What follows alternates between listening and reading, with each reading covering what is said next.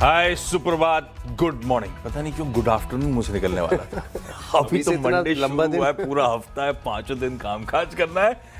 खैर बहुत interesting weekend था, बड़े अच्छा सेंटिमेंट्स थे, कच्चा तेल कूल ऑफ हो रहा था, एफआईएस की सेलिंग थम रही थी ऐसा कहिए, तो हम बढ़िया गए थे वीकेंड पे। वीकेंड में बहुत सारे अपडेट आ गए थे। वो किसी जहाज, कमर्शियल जहाज को ईरान ने अटैक कर दिया, स्ट्रेट ऑफ हॉर्मुज से पास कर रहा था। यूएस को गुस्सा आया, बोला आपने वो पीस ट्रीटी का उल्लंघन करा है, तो उनकी साइट्स पे ईरान पे अटैक कर दिया। ईरान का खून खौला तो उसने बहरीन, कतर में यूएस के एसिड्स की तरफ अटैक बोला, तो मामला ऐसा लगा गड़बड़ा रहा है। संडे तक के सारे डेवलपमेंट्स ये थे, तो इंतजार था कच्चा तेल कहां खुलेगा इन सब डेवलपमेंट्स के बीच में। पर ऐसा लग रहा है बाजार इसको छुटपुट घटना ही मांग रहा है। एसिड क्लासेस में कोई इंपैक्ट नहीं है। कच्चा तेल हमने छोड़ा था तकरीबन $73 के आसपास, आपकी स्क्रीन पर आएगा वही $72-73 पे कामकाज करता हुआ 1 इंच नहीं मूव किया है। और हमने एक दिन एक्स्ट्रा छुट्टी मारी थी, ग्लोब में हलचल थी, ले दे के हुआ क्या, गिफ्ट निफ्टी एकदम फ्लैट ओपनिंग इंडिकेशंस दे रहा है। तो ठीक है, एक लेवल प्लेइंग फील्ड के साथ शुरुआत करने जा रहे हैं। आज के टॉप 20 स्टॉक्स जो आप और हमको रडार पर रखने हैं, इस शो का मूल मकसद वो आपके सामने प्रेजेंट करना है। भाई साहब गुड मॉर्निंग, शुरुआती स्टॉक्स। Good morning. और फ्राइडे का जो मार्केट था, हमारे मार्केट तो बंद थे, लेकिन एशियन मार्केट्स में जिस प्रकार से बड़ी गिरावट देखने को मिली थी, ऐसा लग रहा था लोगों को कि बहुत बड़ा पैनिक हो जाएगा। और ओवर द वीकेंड जैसे भी आपने समझाया भी कि न्यूज़ हर तरीके की देखने को मिली, लेकिन कच्चा तेल बिल्कुल दायरे में देखने को मिल रहा है। गिफ्ट निफ्टी आप देखें तो बिल्कुल फ्लैट है। अच्छा, अब बड़ी बात यह कि अब यहाँ से आपको फोकस करना है क्वार्टरली अपडेट्स पर, आगे आके नतीजे आने वाले हैं। तो ये अब कंज्यूमर सेंट्रिक कंपनी शुरुआत में आपको जो क्वार्टरली अपडेट्स हैं वो शेयर करेंगे, वो शायद हो सकता है कि काफ़ी हद तक मार्केट की दिशा को तय करें। अब आज मैंने जो अपने 10 स्टॉक्स की लिस्ट बनाई है, इसमें से सिर्फ एक ही टेक्निकल है, और शायद पहली बार पिछले 1 साल में ऐसा हुआ रहेगा कि ऐसी लिस्ट है, क्योंकि ढेर सारी ब्रोकरेज हाउस की तरफ से रिपोर्ट्स हैं। खबरें तो आप देखें तो ख़त्म ही नहीं हो रही, जहां देखो वहाँ खबरें ही खबरें, हर स्पेस में बड़े खबरों के डेवलपमेंट्स यहाँ पर आपको देखने को मिले। तो इसी के साथ शुरुआत करूँगा। आरईसी और पीएफसी, ये जो मर्जर है ये बहुत ज़्यादा वेटेड है, यहाँ बजट में इसका अनाउंसमेंट हुआ था, और अब फिलहाल आप देखें तो मर्जर की जो स्कीम है इसे अप्रूवल मिल गया है, और जो रेशियो है वो भी निकल कर आ गया है। अगर आपके पास 88 स्टॉक्स पीएफसी के हैं, तो जो for every 88 PFC stocks 100 share पे 88 आपको मिलेंगे, 100 आरईसी के शेयर पे, माफ़ कीजिएगा, 88 पीएफसी के शेयर मिलेंगे। तो इसके हिसाब से जो स्वैप रेशियो है ये आरईसी के फेवर में आ रहा है। तकरीबन जो थर्सडे की क्लोजिंग है उसके मुताबिक ऑलमोस्ट आप ये समझ लीजिए कि 4% के आसपास का एक फेवर यहाँ पर मिल रहा है। तो आरईसी ये पहला स्टॉक है, खबरों के चलते इस स्टॉक को इन ग्रीन रखेंगे। दूसरा स्टॉक है थोड़ा सा स्लाइट रिस्की हो सकता है। खबरें दरअसल आप देखें तो यहाँ पर निकल कर आ रही हैं कि 2026 के बाद से एमडीसीओ यहाँ पर बदलाव होगा। कोटक महिंद्रा बैंक की मैं बात कर रहा हूँ।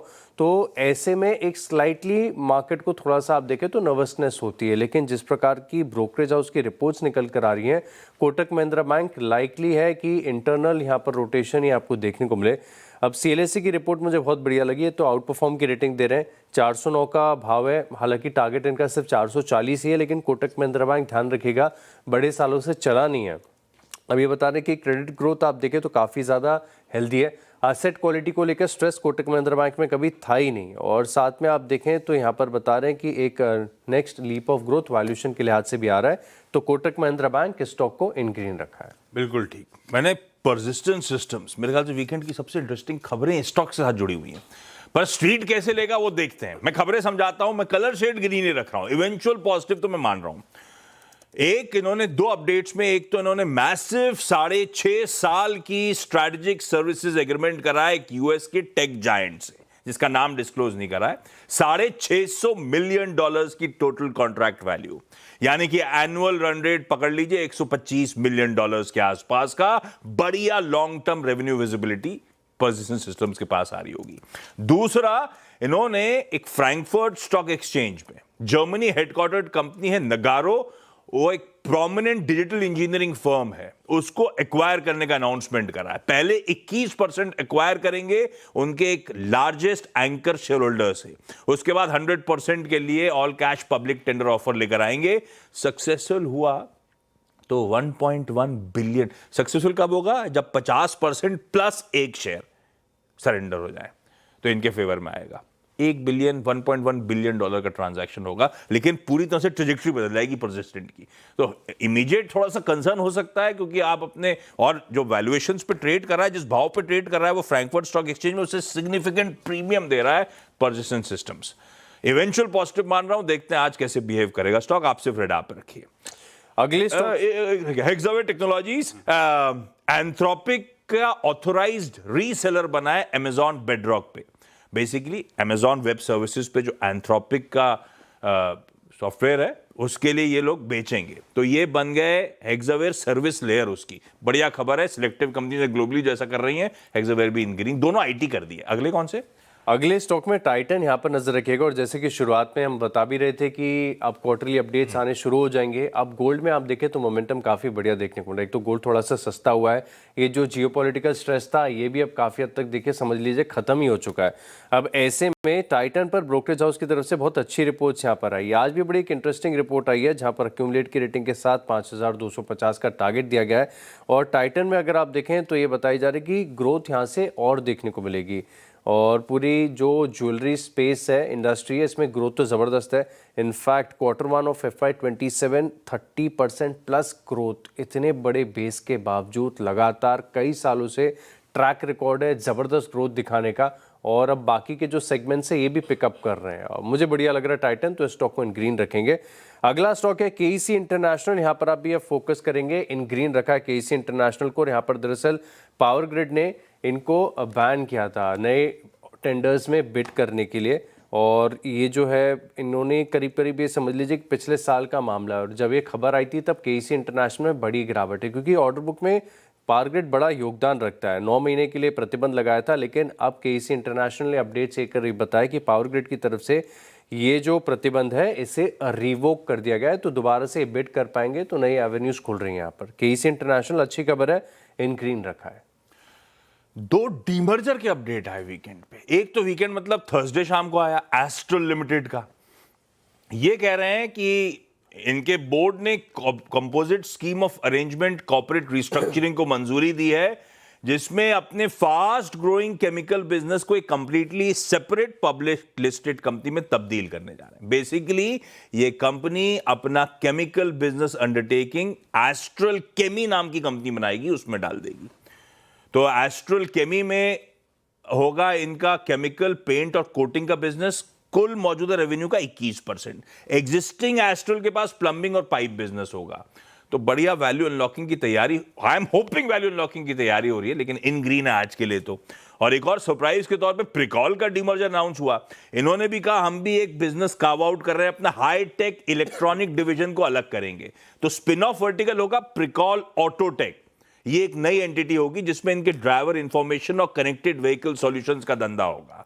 और पेरेंट प्रिकॉल के पास वो एग्जिस्टिंग वो प्रिसीजन प्रोडक्ट्स बनाने का, फ्लूइड कंट्रोल मैनेजमेंट का धंधा होगा। दोनों के डीमर्जर की अच्छी बात है, एकदम क्लीन मिरर 1:1 के रेशियो पे जा रहे हैं। दोनों इन ग्रीन रखे मैंने, आप सिर्फ फोकस में रखिए। अगले स्टॉक्स में DCX सिस्टम, यहाँ पर आप फोकस करेगा। वीकेंड के दौरान आप देखें तो बहुत सारी खबरें हैं, ऑर्डर विंस सिग्निफिकेंट मिले कंपनीज को। DCX सिस्टम्स ने ऑर्डर बताए हैं, तकरीबन एक्सपोर्ट ऑर्डर्स मिले इन्हें 432 करोड़ का। इसमें आप देखें तो सप्लाई ऑफ इलेक्ट्रॉनिक किट्स है तकरीबन 409 करोड़ की। 22 करोड़ में आप देखें तो supply of cable, wire, harness, assemblies ये आए। और साथ में इनकी एक जो सब्सिडरी है इसे भी एक छोटा सा 4 करोड़ का ऑर्डर मिला है। तकरीबन 432 करोड़ के ऑर्डर मिले और एक्सपोर्ट का हिस्सा इसमें सिग्निफिकेंट है। किससे मिला ये जानकारी डिस्क्लोज नहीं करते कभी भी, लेकिन DCX सिस्टम इस पर फोकस रखेगा। बाकी ब्रोकरेज हाउस की तरफ से आज बहुत इंकरेजिंग रिपोर्ट आई है। एक तो मार्केट को वैसे भी बैंक्स और फाइनेंशियल्स पसंद आ रहे हैं। आप देखिए कि मार्केट की रिकवरी के साथ सबसे ज़्यादा बाइंग यहीं पर आती है, और जब मार्केट तेजी में होता है तो कंट्रीब्यूशन भी आपको बैंक्स और फाइनेंशियल्स की तरफ से ही ज़्यादा देखने को मिल रहा है। एप्टिस वैल्यू यहाँ पर नजर रखिएगा, सिटी की तरफ से रिपोर्ट आई, ये बढ़िया रिपोर्ट है। एक्यूमुलेट की रेटिंग के साथ 265 रुपये के करीब का भाव चल रहा है, 350 का टारगेट दे रहे हैं। और इन्होंने पॉजिटिव कैटलिस्ट की वॉच लिस्ट में स्टॉक को डाला है। अगले 30 दिनों में मान रहे हैं कि अपने सेक्टर को, स्पेस को आउट परफॉर्म कर सकता है। और इसी के चलते इनके जो तर्क हैं बता रहे हैं कि एक तो डिसबर्समेंट की ग्रोथ बहुत बढ़िया है, आगे यहाँ से और बेहतर देखने को मिल सकती है। स्प्रेड्स इंप्रूव हो रहे हैं और साथ में सीक्वेंशियल तौर पर जो AUM की ग्रोथ आ रही है ना, ये ज़बरदस्त आ रही है। क्रेडिट कॉस्ट काफ़ी हद तक मॉडरेट हुआ है और इस पूरी इंडस्ट्री में एक बड़ा इंप्रूवमेंट है। तो एप्टिस वैल्यू स्टॉक को ग्रीन रखा है। ब्यूटीफुल, ठीक है। इस सेगमेंट के आखिरी दो में एक लोधा डेवलपर्स, इसमें थर्सडे को लार्ज ट्रेड हुआ था। हालांकि लॉजिकली तो लाल होना चाहिए जब प्रमोटर एंटिटीज ने 1.99 लाख शेयर्स बेचे। तकरीबन कह लीजिए 2 लाख शेयर्स प्रमोटर्स द्वारा। एक हाई टाउन कंस्ट्रक्शन था, दूसरा होम क्राफ्ट डेवलपर्स था, दोनों ने मिलकर 938 के भाव पे बेचे। पर क्योंकि बायर इंटरेस्टिंग था, मैं इन ग्रीन रख रहा हूं। फिडिलिटी इन्वेस्टमेंट्स के डिफरेंट आर्म्स ने, इनका रिटेल, इनका इंश्योरेंस, इनका पेंशन, इनका इंस्टीट्यूशनल पूल, इन सब ने मिलकर पूरा प्रमोटर का चंक एक्वायर कर लिया। तो आप कह सकते हो एक long term high quality global institutional capital flow in होता हुआ लोधा डेवलपर्स में। इसीलिए इन ग्रीन है, आपसे मैप करने के लिए रख लो। जायडस लाइफ साइंसेज, खैर इसने तो जब बायबैक का प्राइस बढ़ाया था और स्टॉक में अप्रूवल्स आ रहे थे तमाम यूएसएफडी को, उससे ही भरोसा बढ़ रहा था। एक और इंटरेस्टिंग मूव कर दिया है, ये ज्योग्राफिकली एक्सपैंड कर रहे हैं, आप कह लीजिए बियॉन्ड यूएस डिवर्सिफाई कर रहे हैं, श्रीलंका जा रहे हैं। इन्होंने 50-50 जॉइंट वेंचर अनाउंस करा है सनशाइन हेल्थकेयर के साथ। $20 मिलियन का इनिशियल कमिटमेंट होगा। ये दोनों मिलकर फार्मास्यूटिकल मैन्युफैक्चरिंग फैसिलिटी श्रीलंका में खड़ी करने जा रहे हैं। लोकली प्रोड्यूस करेंगे, श्रीलंका की मदद भी कर रहे होंगे शायद इंपोर्ट डिपेंडेंस से हटाने के लिए। और जायडस का ज्योग्राफिकल डाइवर्सिफिकेशन इंटरेस्टिंग हो रहा है, ग्रीन कर दिया। 6 चार स्टॉक्स की बात कर ली जाए, एप्टस के बाद स्टॉक है नवामा, और ये जो कैपिटल मार्केट की पूरी थीम है काफ़ी बढ़िया कर रही है। और नवामा वेल्थ के ऊपर वैसे तो स्टॉक बहुत ही आउट परफॉर्मिंग वेल्थ क्रिएशन वाला रहा है। इन्वेस्टसेक की तरफ से रिपोर्ट आई है, हालांकि होल्ड की रेटिंग है। टारगेट प्राइस मुझे बढ़िया लग रहा है, 1750 रुपये के करीब का भाव चल रहा है, 1900 इनका टारगेट है। और ये बता रहे हैं कि कैपिटल मार्केट स्पेस में आप देखें तो डाइवर्सिफाइड होने का बड़ा फायदा है यहाँ पर। एक तो इनकी जो असेट सर्विसेज हैं वो बहुत बढ़िया चल रहा है, वेल्थ और जो प्राइवेट वाला इनका कामकाज है वेल्थ मैनेजमेंट का, ये भी काफ़ी अच्छा है। और कैपिटल मार्केट्स में ग्रोथ भी सस्टेनेबल देखने को मिल रही है। इसी के चलते नोवामा वेल्थ फोकस रखेगा, यहाँ पर इन ग्रीन रखा है। बाकी ऑर्डर विंस की तो बात लगातार करनी पड़ेगी। और ट्रांसरेल लाइटिंग, यहाँ पर आप देखें तो ट्रांसमिशन एंड डिस्ट्रीब्यूशन में तकरीबन 459 करोड़ के ऑर्डर मिले। और बता रहे हैं कि इसी के साथ अभी जो फिलहाल के लिए ऑर्डर बुक है ऑलमोस्ट 1035 करोड़ के आसपास आ गई, और आगे जाके 400 करोड़ की और पाइपलाइन है। अच्छे अपडेट्स हैं। ट्रांसरेल इस स्टॉक में नजर रखिएगा, इन ग्रीन रखा है। 2 फार्मास्यूटिकल कंपनीज और रडार पे, इंडोको रेमेडीज, इनके गोवा प्लांट को, मैन्युफैक्चरिंग साइट को माल्टा की मेडिसिन अथॉरिटी ने इंस्पेक्ट किया था, EU GMP सर्टिफिकेशन के लिए सक्सेसफुली क्लियर कर लिया। अब माल्टा EU का हिस्सा है, कोई भी रेगुलेटरी बॉडी वहां अप्रूवल देती है तो पूरे EU के लिए वो एप्लीकेबल होती है। तो इंडिको रेमेडीज का वो प्लांट 27 EU मेंबर स्टेट्स को सप्लाई करने के लिए, एक्सपोर्ट करने के लिए तैयार। खबर अच्छी, इन green. Alembic pharmaceuticals, US FDA से इनकी एक ओरल सस्पेंशन जो कि इन्फ्लुएंजा के ट्रीटमेंट के लिए इस्तेमाल किया जाता है, उसके लिए हरी झंडी मिली है। मार्केट साइज करीबन $27 मिलियन का है जिस दवा की मंजूरी आई। दोनों को ग्रीन ही कर दिया। लास्ट दो, आखिरी के 2 स्टॉक हैं। एक तो वोडाफोन आइडिया, हालांकि बहुत ज़्यादा चला हुआ है लेकिन बहुत लोगों ने खरीद भी रखा है।